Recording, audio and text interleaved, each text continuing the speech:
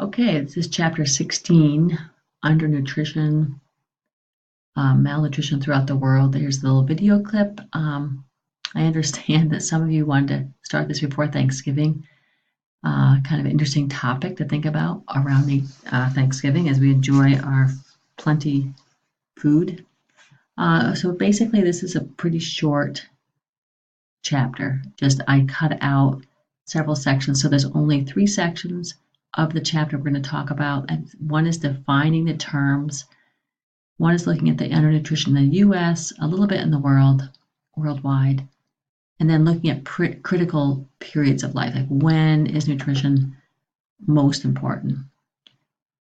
So here's a little map. We'll just start with the world. Here's the percentage of children. So you can tell how well the nutrition is in an area by the children, the growth of children. So these are children that have been stunted, very high levels in the Central Africa and Iran, Iraq, and low in South America, China, Nepal, India. So these are some of the statistics. You can just kind of see where the nutrition is the worst.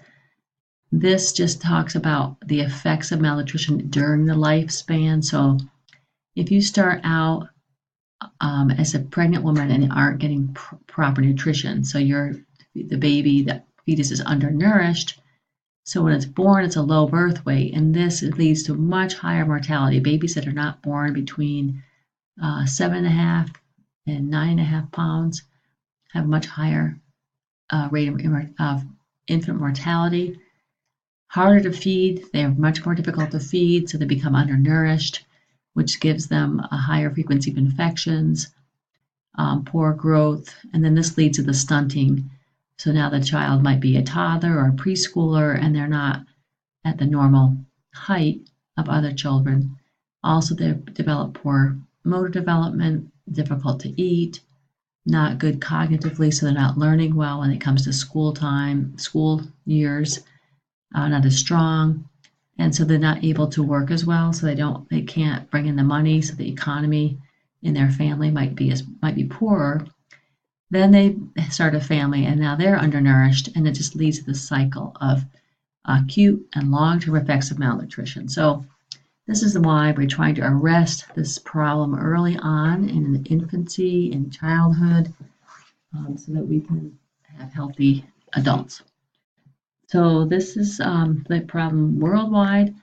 Some of the actual nutrients that we're concerned about is iron. Iron deficiency anemia is very common worldwide. Iron has a big effect on cognitive development, immunity, getting proper amounts of oxygen throughout the body. Vitamin A is a much bigger problem than you realize. I don't think we see that deficiency much in the U.S., but worldwide it's a major cause of blindness. Also leads to low growth, low immunity. So these children that don't have enough vitamin A can easily get infections. And then B vitamins is a third micronutrient that's often lacking. We've talked, I think, in the couple chapters ago about the different deficiency diseases caused by niacin and thiamine. Because B vitamins are needed for energy metabolism, also for DNA replication, like folic acid, thiamine, niacin, riboflavin. So these are missing nutrients. In the U.S., we have these fortified in most of our grain products, so we don't see a lot of B vitamin deficiencies. But in other countries, it's prominent. Zinc is another mineral. If you remember from our last chapter, it's important for the production of white blood cells. So, of course, without enough of the white blood cells, our immunity is much lower. And iodide, the last nutrient of particular interest, this lack can cause goiter and thyroid problems, which lead to metabolism problems, and so having too little iodide. So those are some of the major nutrients we're talking about. If you want to look at, here's this kind of a picture of all the major nutrients we just mentioned. If you want to look at the actual disease states, this is a good reminder of the lack of vitamin A at the very top here, blindness or xerophthalmia, and rickets. We mentioned about vitamin D, poor calcification of bones, Beriberi and pellagra are the ones we mentioned earlier.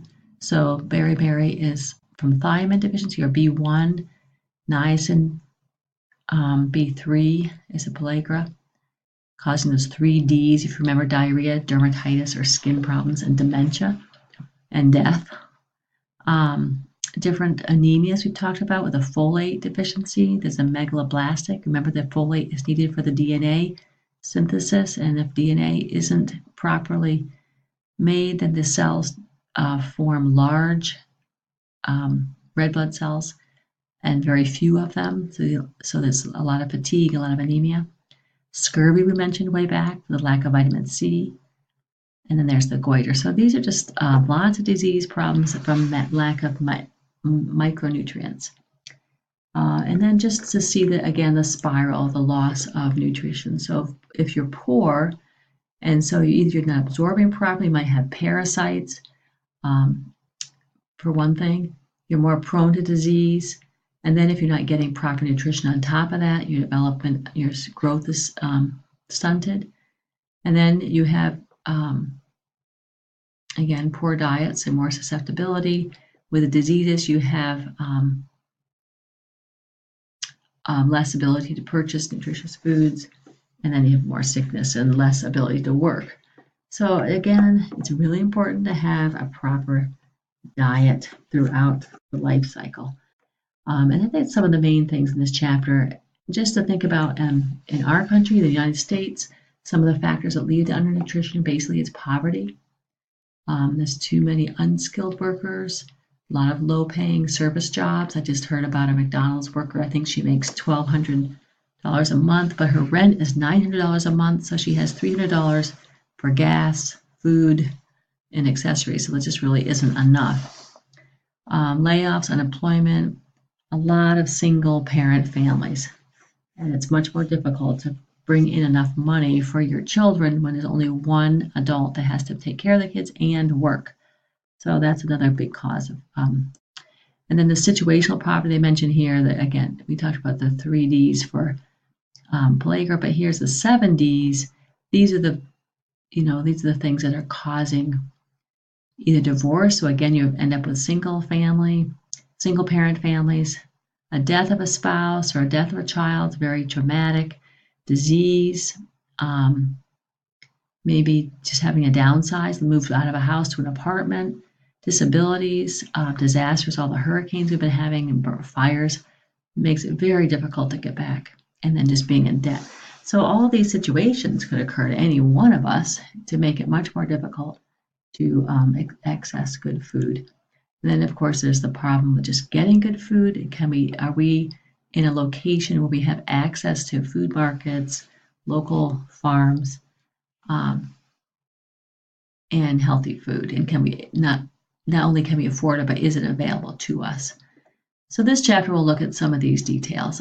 It's not too complicated, but it's just things to think about. And I think there's a set of questions for you with a little short answer question at the end. So it's only one set of questions. This is due on the 22nd, I think, on Tuesday. So hope it goes well. Thank you.